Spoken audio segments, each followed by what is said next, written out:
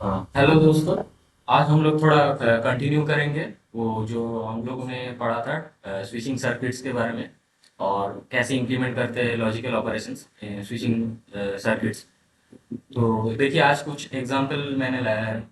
तो ये मैंने पहले ही बोला था कि अगर लॉजिक वेरिएबल्स अगर सीरीज में होंगे तो वो एंड प्रोडक्ट में होंगे। क्यों? क्योंकि अगर एक ऑफ हो जाता है तो पूरा सर्किट ही ऑफ रहेगा। ऑन होने के लिए पूरा सिस्टम को ऑन होना चाहिए। तो इसलिए तो यहाँ वाई में क्या होगा, क्योंकि ए और बी सीरीज में है तो ए डॉट बी, और जो पैरेलल में रहेगा वो और कंडीशन में अप्लाई। तो इसका logical operations a dot b plus. Similarly इसमें भी y is equal to a series में है y के साथ, बी सी पैरेलल में है दोनों में, और a सीरीज में है ए सिस्टम के साथ बी सी। तो क्या होगा a डॉट, और बी सी खुद पैरेलल में है तो क्या होगा b plus c. But as a whole ये क्योंकि सीरीज में है इसलिए ये डॉट प्रोडक्ट है। अब फिर b पैरेलल में है तो क्या होगा प्लस। ठीक। अब आते हैं ट्रांजिस्टर सर्किट में। तो ट्रांजिस्टर सर्किट में ये क्या है, ये एक स्पेशल स्पेशल मतलब यहाँ हम लोगों ने क्या कहा था, अगर कलेक्टर में हम लोग अगर आउटपुट कंसीडर करें तो वो कॉम्प्लीमेंट फॉर्म में लिया जाएगा। मगर अगर हम लोग आउटपुट अगर इमीटर में कंसीडर कर रहे हैं तो for emitter the output will behave as a buffer form. तो यहाँ y is equal to a ही रहेगा। आप देखते हैं ये ट्रांजिस्टर सिस्टम में, तो यहाँ ए और बी पैरेलल है एक इन दोनों के साथ। तो अगर ए और बी पैरेलल है तो y1 में क्या होगा, y1 में होगा ए प्लस बी, क्योंकि मैंने कहा था पैरेलल सिस्टम में ऑलवेज प्लस और कंडीशन। बट हम लोग कंसीडर कर रहे हैं आउटपुट कलेक्टर में से, तो इसका कॉम्प्लीमेंट।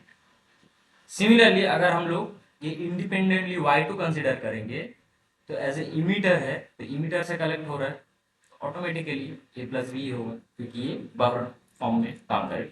क्योंकि अगर आप देख लीजिए लॉजिकली अगर ए ऑन है तो ऑटोमेटिकली y2 भी ऑन ही रहेगा, अगर बी ऑन है ए ऑफ है तो फिर भी y2 ऑन ही रहेगा। तो इसलिए बफर में बफर की तरह काम कर रहा है। सिमिलरली इस ट्रांजिस्टर सर्किट में देखिए हम लोग इनपुट आउटपुट कहाँ ले रहे हैं, इमीटर। तो क्या होगा, y होगा दोनों सीरीज में, सीरीज में क्या होगा ए डॉट डायरेक्ट। अगर ये ही अगर हम लोग कलेक्टर में कंसीडर करते तो ये हो जाता एज ए कॉम्प्लीमेंट। तो आज हम लोग थोड़ा नया एक टॉपिक करते हैं, जैसे कि सॉप एंड मतलब sum of product and product of sum. तो सम ऑफ प्रोडक्ट और प्रोडक्ट ऑफ सम बेसिकली ये एक लॉजिकल ऑपरेशंस हम लोग करते हैं ताकि जब कोई सर्किट हम लोग बिल्ड करें तो उसमें लॉजिकली हाई हो रहा है या मतलब वन, या फिर लॉजिकली जीरो हो रहा है, तो उसी तरफ से हम लोग डिजाइन कर सकते हैं। तो इसको सिंप्लीफाई करके तो हम लोग का सर्किट कैसे होना चाहिए अकॉर्डिंग टू आवर नीड्स। तो मान लीजिए हम बेसिकली सॉप मतलब सम ऑफ प्रोडक्ट पता है चल रहा है, तो कि प्रोडक्ट फॉर्म में रहेगा उसी का सम। जैसे मान लीजिए ये हो गया प्रोडक्ट उसका सम, और पॉस में क्या होगा प्रोडक्ट ऑफ सम में, प्रोडक्ट ऑफ सम मतलब ए प्लस बी प्लस मान लीजिए डॉट सी प्लस, ये हो गया आपका प्रोडक्ट प्लस, ये प्रोडक्ट हो रहा है सम। ठीक है। मान लीजिए मैं एक कंसिडर कर रहा हूँ y वेरिएबल, तो मान लीजिए a प्लस बी बार सी, ये एक मैं ऑपरेशन। अब क्योंकि यहाँ थ्री वेरिएबल्स है तो 2 to the power 3 मतलब 8 होगा, 8 लॉजिकल ऑपरेशंस। तो a B C B bar Y A plus B bar C. तो 0 0 0 0 इसका तरीका देख लीजिए 1 1 1 ठीक है 0 0 1 1 0 0 1 1 0 1 0 1 0 1 0 1 8 वेरिएबल हो गया। अब बी बार मतलब 1 कॉम्प्लीमेंट, सेकंड का 1 कॉम्प्लीमेंट, थर्ड का 0, फोर्थ का 0, फिफ्थ का 1, सिक्स्थ का 1, 7 0 8 6। अब हम लोग सिंप्लीफाई करते हैं इसको ए प्लस बी बार मतलब 0 plus B bar times c. 0 b bar into c is 0 plus 0 मतलब 0। सेकेंड में b bar into c is 1 plus 0 मतलब 1। थर्ड में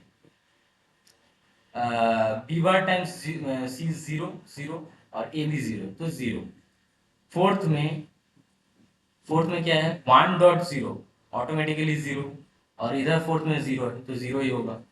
फिफ्थ में 1 है, इधर फिफ्थ में है आपका 0, इधर हाँ फिफ्थ में यहाँ 1 है ठीक है, इधर फिफ्थ में है फिफ्थ तो 0 टाइम्स 1 इज 0 प्लस 1 मतलब 1। सिक्स्थ में आपका हो गया 1 into 1 so 1 1 plus 1 is 1। Seventh में 0 times 0 is 0 but there is 1 at A तो हम सम कर रहे हैं और तो ए 1। और एट्थ में भी 1 टाइम्स 0 इज 0 बट यहाँ 1 है इसलिए 1। अब इसको नोटेशन कैसे देते हैं numbering, first will be 0 then it will be 1 उसके बाद आएगा 2 फिर 3 4 5 0 1 2 3 4 हाँ 5 6 7। तो अगर हम लोग को सॉप बोल दिया जाए सॉप निकालने के तो हमने पहले ही जाना था कि मिन टर्म और मैक्स टर्म ये दोनों निकालना पड़ेगा अब सॉप और पॉज निकालने के। तो मिन टर्म क्या होगा और मैक्स टर्म क्या होगा, तो min term is product form में, तो प्रोडक्ट फॉर्म में ए बी सी का तो ए बार बी बार सी बार, सेकंड वाला ए बार बी बार सी, थर्ड वन 0 1 0 मतलब ए बार बी सी बार। फोर्थ वन है आपका 0 1 1 तो ए बार बी सी। फिफ्थ वन है 1 0 0 तो A B bar C bar ठीक है। Sixth one A B C bar. Seventh one 1 1 मतलब A B C. Similarly max time इसका कॉम्प्लीमेंट होल होगा तो A plus B plus C. Second वाला का होल कॉम्प्लीमेंट क्या होगा, ए का डबल कॉम्प्लीमेंट ए डॉट का कॉम्प्लीमेंट प्लस बी का कॉम्प्लीमेंट प्लस सी में ए बार का complement A plus B bar plus C, इसका complement A plus B bar plus C, इसका whole complement A bar plus B plus C, इसका whole complement A bar plus B bar plus C, इसका whole complement A bar plus B bar plus C. अब SOP में आते हैं और POS. तो basically हम लोग सॉप उसी को कंसिडर करते हैं मिन टर्म जहां आउटपुट 1 हो, और पॉस में हम लोग मैक्स टर्म को कंसिडर करते हैं जहां आउटपुट 0 हो। तब देखिए इसको रिप्रेजेंट करने का तरीका है शॉर्ट फॉर्म में समेशन ओवर कहां कहां हम लोग के पास 1 आ रहा है इन मिन टर्म इस पॉइंट पे, मतलब ये अगर 0 है 1 है 2 है 3 है 4 है 5 6 7 सो 1 कॉमा 4 5 6 7। अगर यही पॉज हम लोग को बोला जाता तो पाई टाइम्स एन टाइम्स कहाँ कहाँ जीरो हो रहा है, तो जीरो में हो रहा है, उसके बाद जीरो आ रहा है 2, फिर 3, फिर कहाँ आ रहा है और नहीं। सो शॉप में 5 टर्म्स है और यहाँ 3 टर्म्स है, ठीक है। इसको और वेरिएबल के टर्म्स में भी लिख सकते हैं हम लोग। तो वेरिएबल के टर्म्स में कैसे लिखेंगे हम, ए बार 1 का जो रिस्पेक्टिव मिन टर्म है, ए बार बी बार सी टाइम्स 4 का मिन टर्म होगा, फिर 5th का होगा, 6th का होगा, 7th का होगा, और ये सम ऑफ प्रोडक्ट है तो यहाँ प्लस, ठीक है। सिमिलरली पीओएस में क्या होगा ना, पीओएस में होगा आपका जो कि प्रोडक्ट फॉर्म में होगा, जैसे मैं इसका दिखा देता हूँ, स्पेस के लिए है यहाँ। तो जीरो टर्म में मतलब a plus B plus c, ठीक है। आप product of sum, so product form में हो, ठीक है। फिर सेकेंड 0 1 2, 0 1 2 मतलब ये 0 1 2, हाँ। So this is, so a plus b bar plus c, and और एक होगा थर्ड टर्म 0 1 2 3 मतलब ये वाला a plus b bar plus c। अब इसको आप लोग मल्टीप्लाई करके इसको सॉल्व कर सकते हैं, और दूसरा जो तरीका है वो के मैप से भी हम लोग सॉल्व कर सकते हैं, जो कि कार्नोव मैप से हम लोग सिंप्लीफाई करने, ठीक है। तो के मैप हम लोग नेक्स्ट क्लास से शुरू करेंगे। आज थोड़ा थोड़ा और क्वेश्चन पहले थे, ये हम लोग ने जान लिया सॉप और पॉस। अब आता है write the truth table if input C is always high. तो सी इज ऑलवेज 1, ये कौन सा गेट है, ये एक्सॉर गेट, ये आपका एंड गेट, तो जेड क्या होगा, और ये भी एक्सॉर है। तो पहले हम लोग अगर इसको आर कंसिडर करते हैं, इसको इस कंसिडर करते हैं, तो आर मतलब A dot A and B, ठीक। और एस क्या होगा, बी एक्सॉर सी, ठीक। सो जेड क्या होगा, आर एक्सॉर एस, तो मतलब आर एक्सॉर एस मतलब बी एक्सॉर एस। अब इसका ट्रूथ टेबल बने तो A B C and Z. अब ये मैंने पहली क्लास में बताया था आपको एक्सॉर का ट्रिक।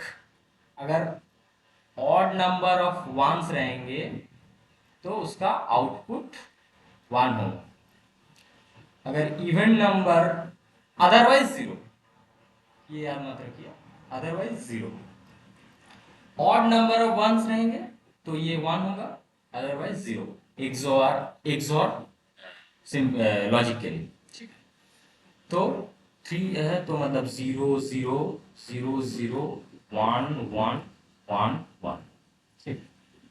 Similarly 0 0 1 1 0 0 1, similarly 0 1 0 1 0 1 0। तो हम लोग का वेरिएबल, अब z, z is a dot b XOR b XOR c। So b XOR c पहले में क्या है, अच्छा उसके लिए मैं एक और स्टेप आप लोगों के लिए कर देता हूँ, ठीक है।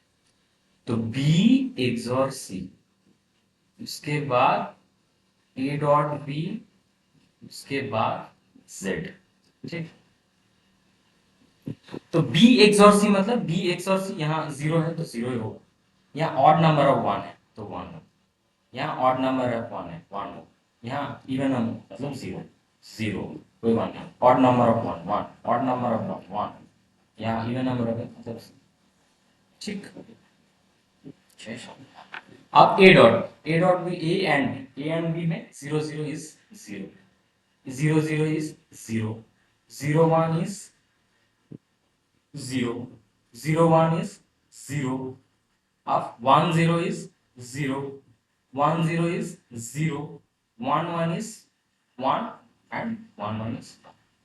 Now हम लोग का ऑपरेशन अब ये दोनों बीच में है, इन दोनों के बीच में है, ठीक है, ये दोनों के बीच में है, क्योंकि z है a dot B XOR b XOR c। तो हम लोगों ने b एक्सॉर c भी निकाल लिया इंडिपेंडेंटली और a डॉट b भी निकाल लिया। अब इन दोनों के बीच में एक्सॉर होगा तो सेम फिर even term odd number of 1 देखेंगे तो पहले में 0 होगा, फिर ऑड नंबर ऑफ 1 है तो 1 होगा, फिर ऑड नंबर ऑफ 1 है 1 होगा, फिर 0 0 0, फिर 0 0 0, odd number of 1 1, even number of 0, odd number of, तो 1 2 3 4 5 6 7, ये हो गया आपका, ठीक है। अब नेक्स्ट जो है एक रिवीजन फॉर्म में है, ये मैंने बनाया था, मैंने पहले ही क्लास में डिस्कस किया था कि आप लोग नैंड और नॉर एक यूनिवर्सल गेट है जो कि हर एक गेट को रिप्रेजेंट हम लोग बना सकते हैं, नैंड और नॉर होता है। तो आप लोग ये एक नोट कर सकते हो कि नॉट एंड और नैंड नॉर और एक्सॉर को कैसे हम लोग नैंड और नॉर से रिप्रेजेंट कर सकते हैं, ठीक है। ठीक, तो एक एग्जांपल मैं ले लेता हूँ, जैसे ये मान लीजिए नैंड फॉर्म में है, not an and not an and दोनों ही नैंड फॉर्म है। तो ये क्या होगा, ये अगर मान लीजिए एस है, ये वाई है, तो एस क्या होगा, एस हो जाएगा ए डॉट बी का कॉम्प्लीमेंट, फिर उसका नॉट होगा क्योंकि वाई है एस का कॉम्प्लीमेंट, तो ए डॉट बी का कॉम्प्लीमेंट का होल कॉम्प्लीमेंट, तो फिर इवन कॉम्प्लीमेंट है ए डॉट बी जो कि एक एंड फॉर्म में है। सिमिलरली यहाँ नॉर है, नॉट एंड और, तो ए है तो ए यहाँ क्या होगा, ए बार में आएगा, यहाँ बी क्या होगा, बी बार में आएगा क्योंकि नॉट है। अब y जो है मान लीजिए, हाँ y जो है नॉर है, तो a बार प्लस b बार का होल कॉम्प्लीमेंट क्या होगा, इवन है तो a, ऑड है तो डॉट, मतलब एंड लॉजिक, और b का इवन कॉम्प्लीमेंट है तो b। तो बेसिकली हमने एंड गेट को नॉर गेट से कैसे रिप्रेजेंट कर सकते हैं मैंने देखा। सिमिलरली इन लोगों का भी, यहाँ ए है तो ए बार, यहाँ बी है तो बी बार क्योंकि नॉट है। अब वाई क्या होगा, ए बार डॉट बी बार का होल बार क्योंकि ये वाई एक नॉट से आ रहा हो, तो यहाँ इवन कॉम्प्लीमेंट ए, अब ऑड कॉम्प्लीमेंट एंड का क्या होगा और बी। तो ये आपका और गेट के लिए नैंड से कैसे रिप्रेजेंट कर सकते हैं। सिमिलरली नॉर में भी हम लोग रिप्रेजेंट कर सकते हैं। तो ये हो गया आपका नॉर और नैंड से कैसे यूनिवर्सल गेट को हम लोग रिप्रेजेंट कर सकते हैं। तो नेक्स्ट क्लास में हम लोग के मैप से शुरू करेंगे और थोड़ा बहुत और सॉफ्ट पॉज, मतलब सॉफ्ट पॉज को यूज करके कैसे सिंप्लीफाई कर सकते हैं यूजिंग के मैप, ठीक है, ये हम लोग कंटिन्यू करेंगे। सो आज के लिए इतना ही, थैंक यू।